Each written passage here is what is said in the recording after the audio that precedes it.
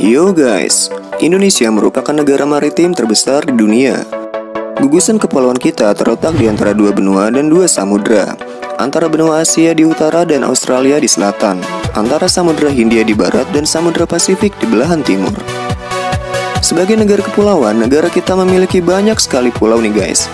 Menurut Badan Pusat Statistik atau BPS, pada tahun 2018, Indonesia memiliki 16.056 pulau. Wow.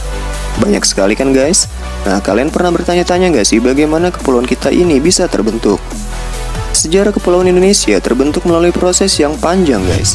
Pembentukan kepulauan Indonesia dapat dijelaskan dari salah satu proses geologis yang terjadi pada saat proses pembentukan alam, yaitu melalui proses endogen dan eksogen. Tenaga endogen adalah proses pembentukan alam yang bersumber dari aktivitas dinamik di dalam bumi. Aktivitas ini dapat menyebabkan adanya deformasi kerak bumi yang mengakibatkan adanya perubahan deformasi di daratan. Nah, gerak endogen ini dapat diketahui dari adanya suatu letusan gunung berapi dan gempa bumi ya. Nah, kalau tenaga eksogen yaitu proses pembentukan alam yang sumbernya dari luar permukaan bumi guys.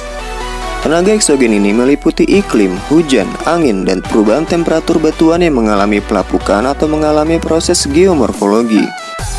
Pada masa Paleozoikum, keadaan geografis kepulauan Indonesia belum terbentuk seperti sekarang ini. Pada masa itu, wilayah kita masih merupakan bagian dari samudra yang sangat luas guys, meliputi hampir seluruh dunia. Ya, karena dahulu hanya ada satu super benua saja. Pada fase berikutnya, yaitu pada masa akhir masa Mesozoikum, atau sekitar 65 juta tahun yang lalu, kegiatan tektonis menjadi sangat aktif menggerakkan lempeng-lempeng Indo-Australia, Eurasia, dan Pasifik. Inilah yang membentuk kepulauan kita guys. Sebagian wilayah kepulauan Indonesia merupakan titik temu di antara tiga lempeng, yaitu lempeng Indo-Australia di selatan, lempeng Eurasia di utara, dan lempeng Pasifik di timur. Setiap tahunnya, lempeng-lempeng tersebut bergerak dengan kecepatan 7 hingga 9 cm. Kalau dihitung dari 65 juta tahun yang lalu, berarti daratan-daratan tersebut sudah bergerak sekitar 4.000 hingga 6.000 km guys. Nah, pergerakan lempeng-lempeng inilah yang memberikan pengaruh besar terhadap terbentuknya kepulauan Indonesia hingga sekarang. Benua Eurasia mulai menjadi pulau-pulau yang terpisah satu dengan yang lainnya. Sebagian diantaranya bergerak ke selatan membentuk pulau-pulau Sumatera, Jawa, Kalimantan, Sulawesi, serta pulau-pulau di Nusa Tenggara Barat dan Kepulauan Banda. Sama halnya dengan yang terjadi pada benua Australia nih. Sebagian pecahan benua Australia bergerak ke utara membentuk pulau-pulau Timor, Pulau Nusa Tenggara Timur, dan sebagian Maluku Tenggara. By the way, kalian pernah nonton film animasi Ice Age?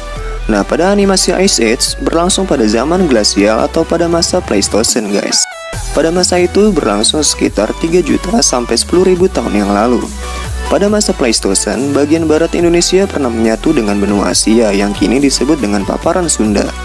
Bagian timur Indonesia pernah menyatu dengan benua Australia yang kini disebut dengan paparan Sahul. Makanya gak usah heran ya guys, kalau hewan-hewan yang kita jumpai di daratan Asia juga ada di bagian barat Indonesia, dan hewan-hewan di Australia dapat kita jumpai juga di wilayah timur Indonesia. Tunggu apa tuh?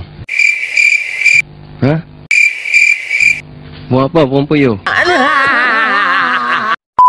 Pada akhir zaman es, kepulauan kita sudah mulai terbentuk hampir sama seperti sekarang guys. Karena saat zaman es, wilayah barat Indonesia seperti Sumatera, Kalimantan, dan Jawa menyatu dengan benua Asia.